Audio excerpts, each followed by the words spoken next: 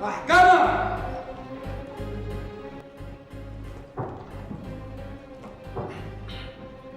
بعد سماع النيابة والمدعي المدني ومحامي الدفاع والشهود قررنا ما يلي.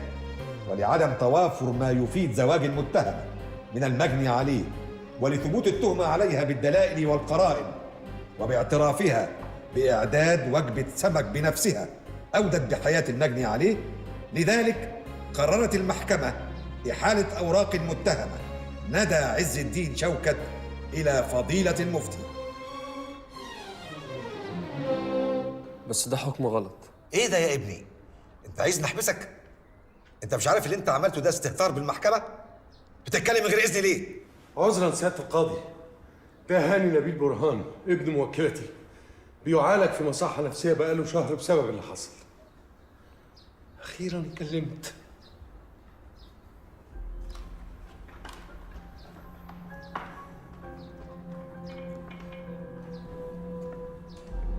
الحكم ده غلط يا سيادة القاضي. دي ورقة الجواز العرفي بتاعت أمي. الحمد لله، الحمد لله انك لقيتها يا حبيبي. الحمد لله، عرفت انه كلامي كان صح، عرفت انه صلاح كان جوزي. الحمد لله انك لقيتها يا حبيبي. هو ده اللي زعلك مني يا هاني؟ هو ده اللي كسرك يا حبيبي؟ انك عرفت اني كنت متجوزه؟ جبتها منين دي؟ لقيتها في الدولاب بتاعها، والأنبوبة دي فيها سم السيانيد. ودي معاك ليه؟ عشان أنا اللي حطيت السم في السمك.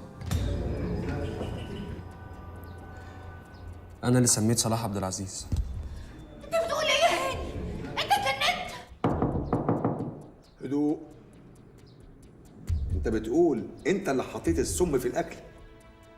انت متأكد من اللي بتقوله ولا قلته كده بس عشان تبرأ امك؟ ايوه يا ست القاضي، حضرتك عرفت الحقيقه. ابني عايز ينقذني بعد ما كسرته ووجعته. اسكت انت يا ندى. كمل يا ابني. أنا اللي سميت صلاح عبد العزيز.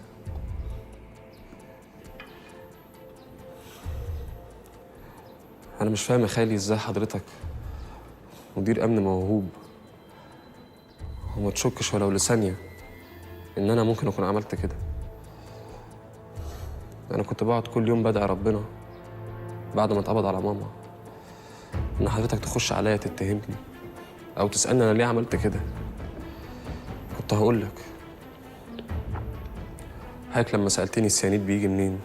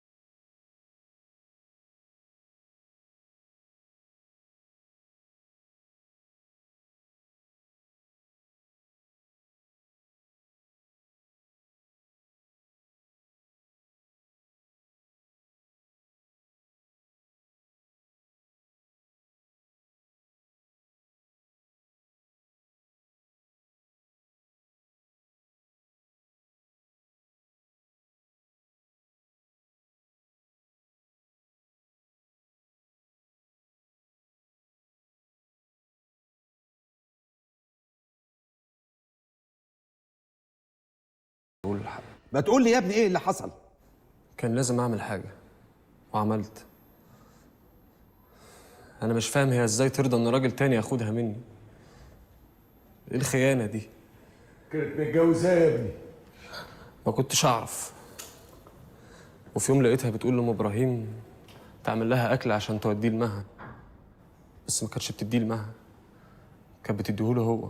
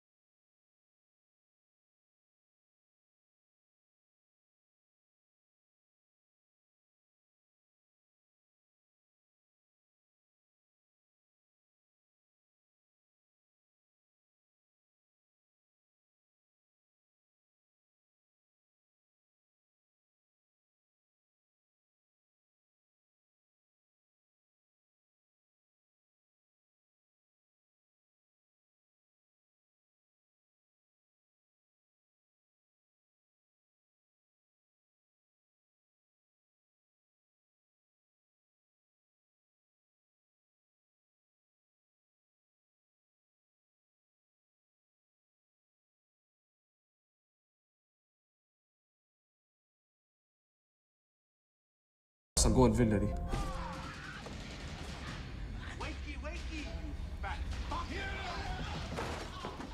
هاي هنو، وحشتيني يا روح ماما، وحشتيني يا قمر يا قمر انت. قولي اخبارك ايه؟ عملت ايه النهارده؟ احكي لي عملت ايه في يومك كله.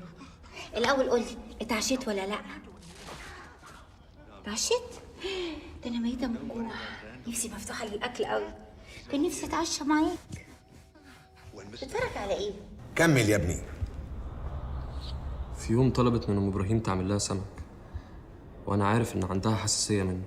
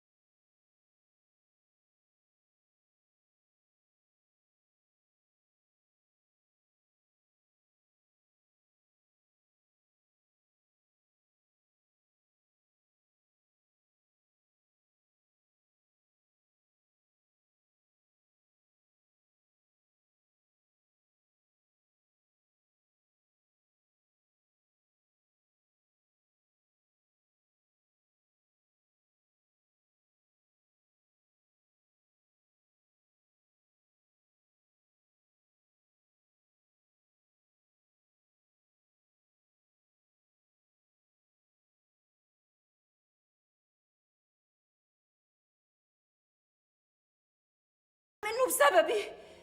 وبعدين ده اصلا شهادته ما تنفعش، ما يتاخدش بيها، ده لسه خارج من المصحة حالا. انا هقول الحقيقه، انا اللي قتلت صلاح عبد العزيز. انا ست مش كويسه، انا كنت على علاقه بيه بقالي سنه، وبعدين هو وعدني بالجواز، ولما طلبت منه يوفي بوعده قعد يماطلني فقتلته. انا ست مش كويسه، انا استاهل الشنق، انا استاهل الشنق 100 مره، بس ابني ملوش دعوه، ابني بيكذب، ده مش فاهم حاجه، تعالوا راح منه خلاص. بعد كل اللي عملته عايز يضحي بنفسه علشاني؟ لا اوعوا تصدقوه. والورقه العرفي اللي معايا انا معرفش حاجه عنها، دي ورقه مزوره. ابوس ايدك يا ست القاضي، ما تصدقوش، ده كذاب، ما تصدقوش، وحياة ولادك ما تصدقوا. اسكتي يا ندى. هاني ابني بريء، هاني ما عملش حاجة، أنا السبب، أنا اللي عملت كل حاجة، أنا اللي حطيت السم لصلاح عبد العزيز. هاني بريء ملوش دعوة بحاجة. هاني يا حبيبي ما تضيعش نفسك علشاني، أنا ما استاهلش يا هاني. إزاي تفكر تعمل كده يا حبيبي؟ إزاي تفكر تعمل كده؟ أنا آسفة يا هاني، آسفة. أنا هفضل من هنا لحد آخر لحظة في عمري أضرب نفسي بالجزمة على اللي عملته فيك وفي نفسي وفي صلاح وفي ولاده. سامحني يا حبيبي، أنا آسفة، أنا استاهل الشن. اشنوني بقى وخلصوني، اشنوني وخلصوني، حرام عليكم، اشنوني بقى وخلصوني. هاني ماليش دعوة بحاجة، اشنوني أنا، اشنوني. بقول لك اسكتي دلوقتي احسن لك. معلش يا سيادة الرئيس، أنا مش عارف أقول لك إيه. أنا طول عمري ما شفت جلسة بالشكل ده. أنا آسف يا ريس على كل اللي بيحصل في الجلسة. أنا عارف إن سيادتك مقدر. أنا ما عنديش أي دفوع ولا مبررات. أنا آسف يا ريس، عقلي اتشل. وأنا أول محامي يقول إن عقله اتشل ما عندوش كلام يقوله. أروح يا سعادة الرئيس، اعمل اللي سيادتك شايفه. مش انت عارفه ان انا مش متجوزاها؟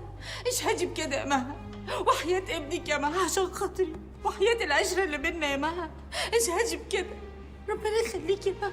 اسكتي يا ندى، ما تكلميش حد في القاعة.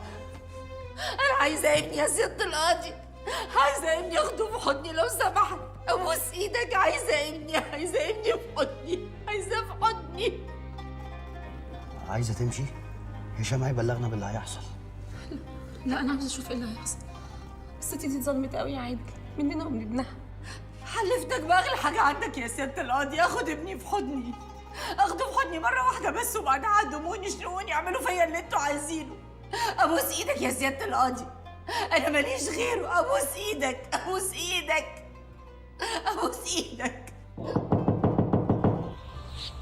بناء على ما تقدم في هذه الجلسة وبشكل غير مسبوق في أي محاكمة أخرى، ولأن كل من في القاعة أب أو أم أو ابن أو عم أو خال أو أخ، والعدل طبعا هو أساس الملك، ترفع الجلسة لمدة نصف ساعة للتداول وسماع شهادة الشهود بناء على ما استجد في هذه القضية، ويتم التحفظ على هاني نبيل برهان وبشكل شخصي وإنساني يودع في قفص الاتهام خلال الجلسة، وبناء على طلب والدته المتهمة ندى عز الدين شوكت، ويتم إخلاء القاعة بالكامل حتى تتمكن الأم من أن تجلس مع ابنها تعتذر منه ويعتذر منها، ويتم استئناف الجلسة بعد المداولة مرة أخرى.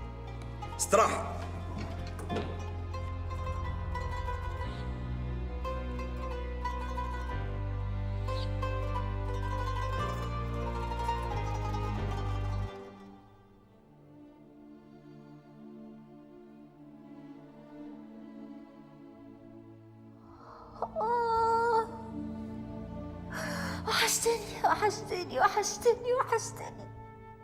وحشتني قوي يا حبيبي، وحشني حضنك قوي.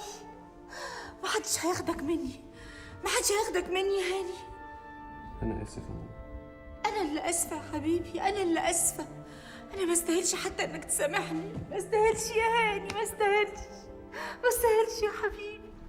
البسين يتنضف والزرع يتسقي، قولي لهم يشيلوا كل العفش ده من هنا قبل جديد نعيد، ويلمي لي كل صور المرحوم اللي في البيت، فاهمه يا ناتاشا؟ خضر يا فندم.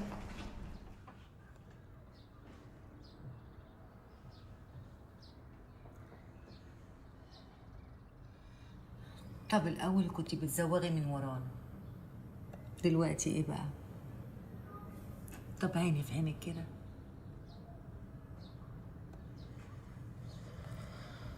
مالك يا حبيبتي؟ حاسه بهاني قوي يا ماما، مش مطمنه، خايفه على طنط ندى وعلى هاني، خايفه قوي يا ماما. ما تخافيش يا حبيبتي، إن شاء الله ربنا معاهم. هاني ده في عينيا، ما تخافيش عليه ابدا. ما خافش ازاي يا بابا؟ ده انت ما رحتش تشوفه ولا مره او تطمن عليه. ايه يا بنت الكلام ده؟ ازاي تتكلمي معايا بالنبره دي؟ سوري، انا اسفه، بعد اذنكم.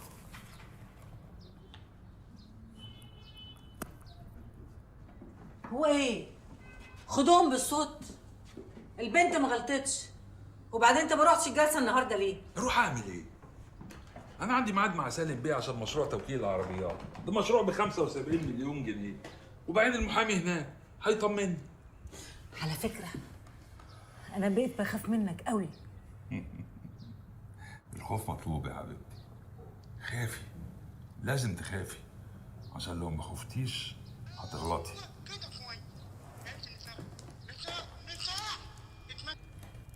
الو، يا متر.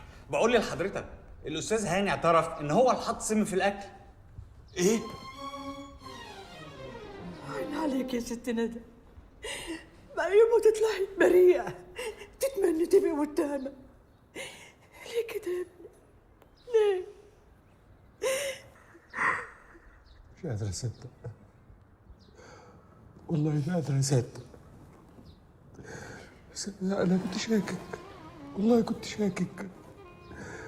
كان دايما يجري لي هاجس ده، بس كنت بطرده فورا. ما ينفعش. انا فشلت يا جميله، فشلت في اول واهم قضيه في حياتي. اختي وابن اختي، احنا مش اتكسرنا بس، ده احنا اتدمرنا، والله اتدمرنا يا جميله. يا خساره، هقول اللي حصل ده، الولد اللي اسمه هاني ده تفكيره شيطان، مجرم ابن مجرمه. ايه وانت بتعيطي ليه انت كمان دلوقتي؟ تعرف بابا صعبان عليا قوي، وصدقني بقى او ما تصدقنيش هي كمان صعبانه عليا. يوه. انت كلمت ماما؟ ايوه. قلت لها ايه؟ هي سالتني وقلت لها ان في مفاجاه، وقلت لها لما اشوفك هبقى اقول لك. ايه احنا قدامنا كتير ولا ايه يا هشام؟ خبر اسود، مش ممكن. في ايه؟ هاني اعترف ان هو اللي حط السم في الاكل. ايه؟ انت اللي عملت كده. انا ما استاهلش يا حبيبي انك تحبني قوي كده. انا اللي غلطت في حقك. انا اللي ما سالتكش رايك قبل ما اتجوز. اسمعني كويس يا حبيبي وافهم اللي هقوله عشان ما فيش وقت. انا اللي قتلت صلاح عبد العزيز، سميته عشان ما كانش عايز يتجوزني، وانت مالكش دعوه. انت مريض نفسيا بسبب اللي عملته مامتك فيك. انت مش هتتحاسب بسبب ايه يا عيني؟ انا اللي غلطانه يا حبيبي. بس ربنا ما قالش كده، انا اللي غلطت واتسرعت. انا خايف من ربنا قوي. انت خايف من ربنا؟ ولا انا اقول ايه بس؟ انا اقول ايه؟ اقعد المده دي كلها يا عيني من غير ما اشوفك، وقبلها كان خوفي واحساسي بالذنب بيقطعوا فيا، وفي الاخر اشوفك كده جاي تضحي بنفسك علشاني. ده ما يرضيش ربنا ابدا يا حبيبي. مفيش ام في الدنيا تعمل في ابنها كده. انا ارتحت لما لقيت حضرتك متجوزاه. انا ظلمتك قوي يا ماما. وحشتني قوي كلمه ماما منك. يا حبيب ماما، يا قلب ماما، يا روح ماما. محدش هياخدك مني ابدا يا حبيبي، محدش هياخدك مني ابدا. والقفص ده انت لازم تخرج منه. القفص ده عشاني انا. هو ده العدل. انا دوري اني احميك، فاهم؟ اتفقنا يا حبيبي. هنقول ايه؟ ماما انا مش عايزك تفكري، انا عايزك المره دي تبقي انت بتحبي عشان خاطري. مفيش وقت، الجلسه قربت تبتدي. انا اسفه، اسفه يا حبيبي، اسفه اسفه اسفه. ماما ما جراش حاجه، خلينا في دلوقتي. انا دلوقتي مرتاح قوي.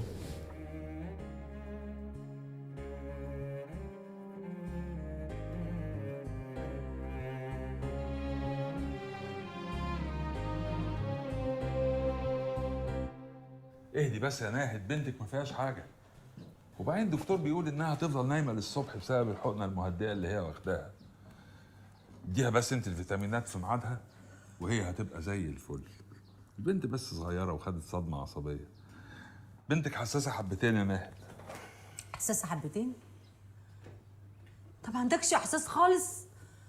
كل همك الفلوس وبس. مش دي بنتك اللي هتتكبر في دماغها حبها لهاني؟ ايه الكبروت اللي انت فيه ده؟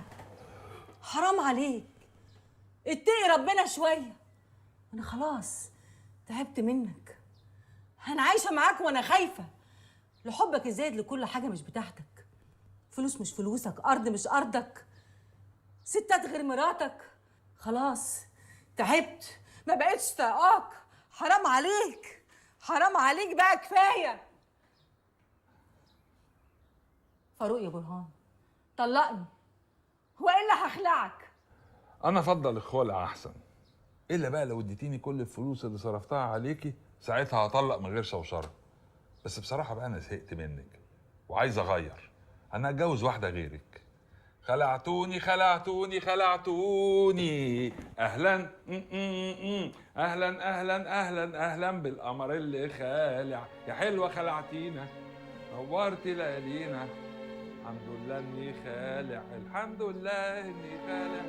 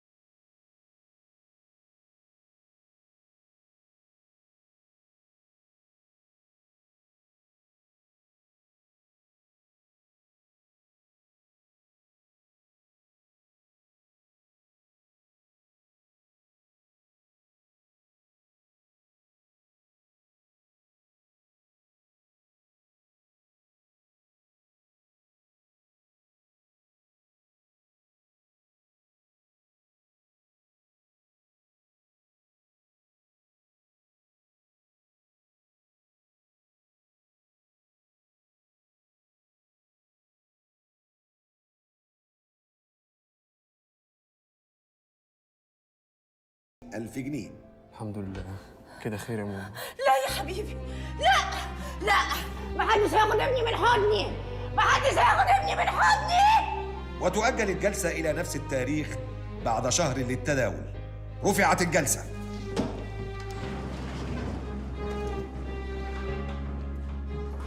محدش هياخدك من حضني يا حبيبي، محدش هياخدك من حضني. ابعدوا عن ابني، محدش له دعوة بابني. ابني ما عملش حاجة، أنا اللي قتلت، أنا اللي قتلت. اعدموني أنا. ابني ابني، سيبوني ابني، سيبوني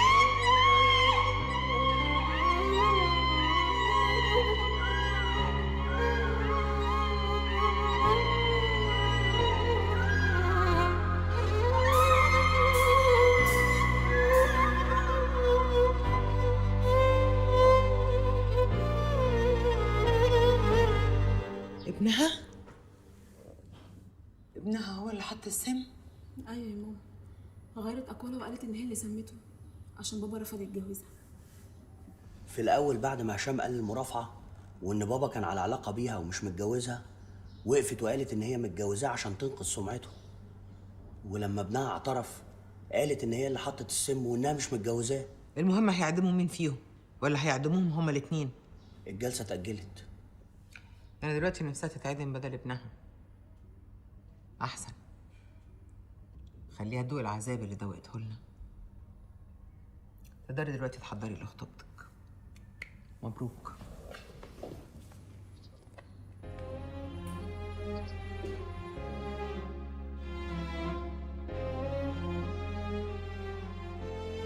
انا لسه لحد دلوقتي مش مصدق كل اللي حصل ده، وفي نفس الوقت مش قادر استوعب انت ازاي هاديه قوي كده. بس اقول لك على حاجه، انا فخور بيكي قوي يا ابو سعيد. الضربه اللي ما تقتلش تقوي، مش انت برضه اللي كنت بتقولي كده؟ صح، بس قولي لي بقى ايه اللي خلاكي قويه قوي كده؟ مش هتصدقني لو قلت لك ندى عز الدين شوكت هي اللي خلتني كده. انا ما شفتش واحده بتحارب الدنيا كلها عشان تثبت براءه ابنها على حساب سمعتها الشخصيه. تعرف دي اتهمت نفسها بالكذب ان هي اللي حطت السم، كل ده عشان تنقذ ابنها، وفي نفس الوقت كانت بتحارب الدنيا كلها برضه عشان تثبت جوازها من بابا، عشان برضه تحسن صورته قدامنا. فعلا الست دي خلتني احس ان الوجع اللي جوايا قليل قوي قدام الوجع اللي هي حاساه. صح، برافو عليكي. بس هي عامله ايه دلوقتي؟ انا حاسه انها ماتت، ابنها محبوس على ذمه القضيه والنيابه جددت له 15 يوم كمان. العيله دي انهارت خالص يا بدر، والله العظيم بدعي لها كل شويه، صعبان عليا قوي. انا بحبك يا ابو سعيد، اللي حصل لك ده كبرك في عيني اكتر واكتر. وبعدين بقى احنا مش هنذاكر ولا ايه؟ يلا يلا.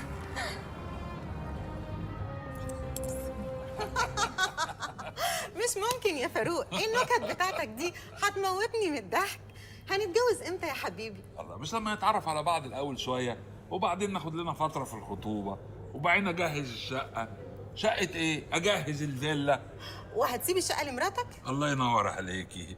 بنتي ومراتي السابقه هم اللي هيقعدوا في الشقه، اما انا وانتي بقى هنقعد نتنقل من مكان لمكان، نطير نطير نطير نطير زي العصافير. وهتكتب لي الفيلا يا حبيبي هديه جوازنا؟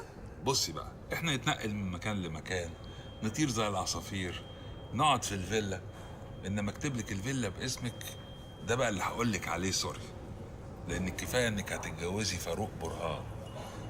قلتي ايه بقى؟ قولي اتفقنا، قولي اتفقنا. يبقى اتفقنا. يعني الست دي اتعذبت في حياتها مرتين، مره مع جوزها ومره مع ابنها. ربنا يصبرها على بلوتها. تاني سنة مع صلاح عبد العزيز وهتعيش بقى عمرها في عذاب. كان نفسي تشوف بوسينة متعاطفة معاها ازاي. طبعا يا ابني مفيش حد بتهون عليه بلوة الناس الا ابن الحرام.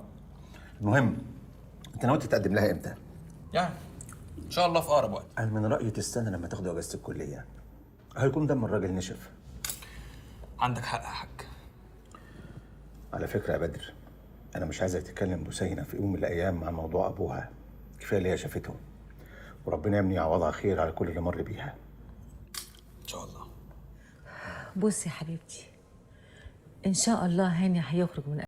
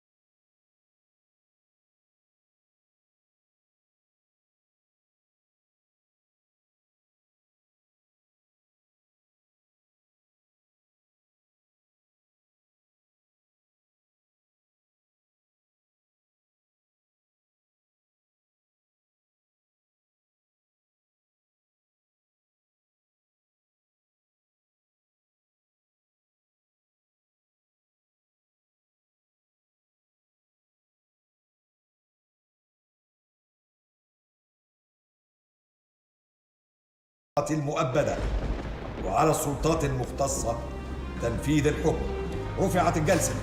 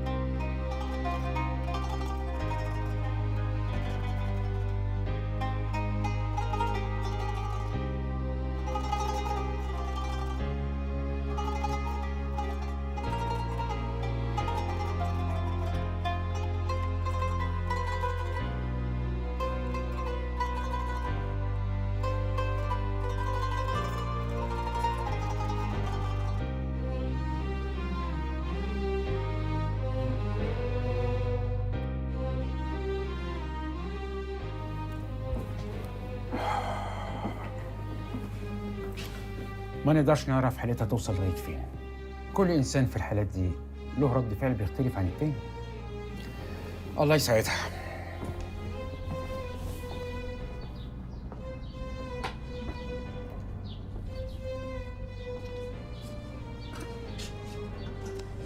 عيني عليك يا بنتي، ده لو جمل كان انهد.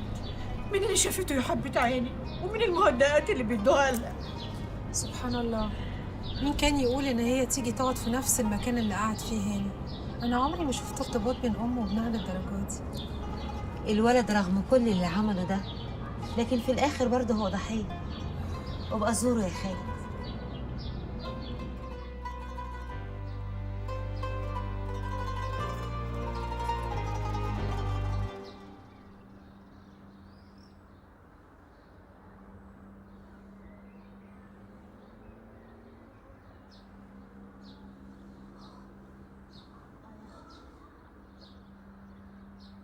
هاني هاني هاني